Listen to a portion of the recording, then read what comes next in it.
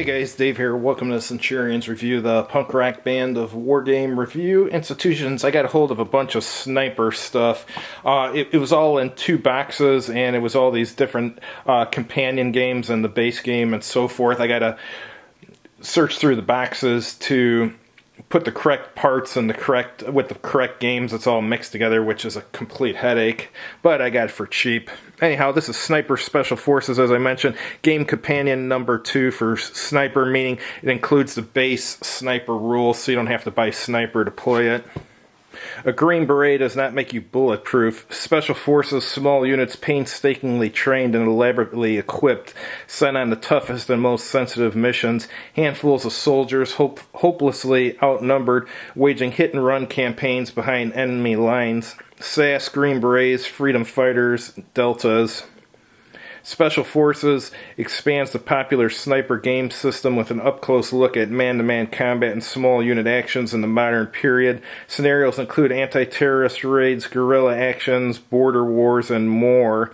New rules covered rafts and water movement, weather, squad specialists, and new equipment. You can select squads from 36 different nations from Afghanistan to Zaire, or create your own. The fight against terrorism requires split-second timing and perfect execution. Do you have what it takes? So it says playing time is 1 to 4 hours, complexity level medium, number of players 2 to 3. Alright, let's take a look at the inside of this first. Look at the different tables. Alright, you got terrain effects table here. Basic firepower table, scatter table, burst table, random weather table.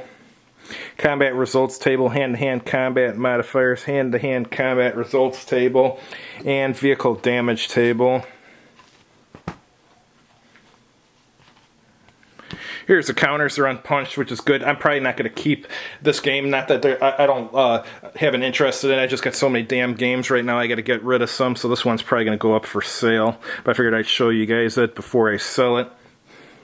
So the counters are pretty rudimentary, but they're okay. They don't look bad for an old game. This is from, what, 1980 something?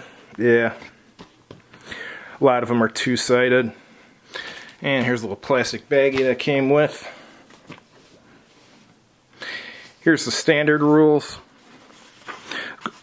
Here's the sequence of play. You got a recovery phase, artillery impact and satchel charge explosion phase, initial sighting phase, operations phase, smoke dissipation phase, and an end phase. And here's going over the movement task, combat task, blocking terrain, sighting in the open, sighting in 3 dimensions, horizontal movement, vertical movement, terrain, fire combat,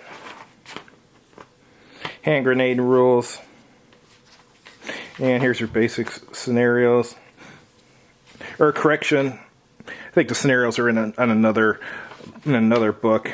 And here's the intermediate rules. This got rifle grenades, satchel charges, grenade launchers, leader rules. Here's your advanced rules. Oh, you got some panic rules here too.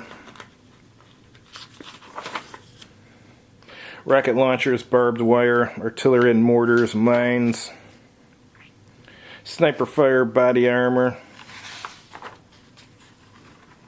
tank rules,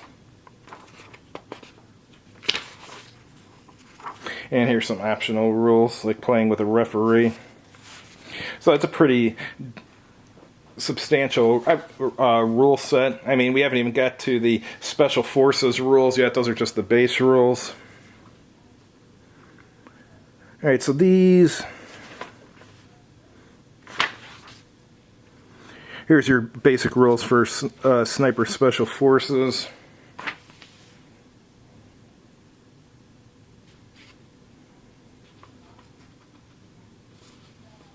I assume it just uses the standard sequence of play.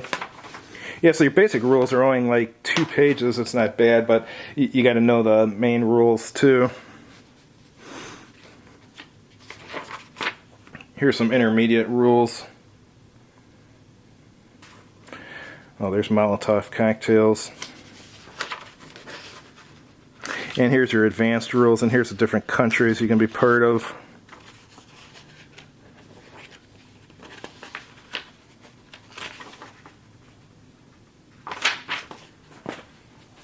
take a look at the scenarios.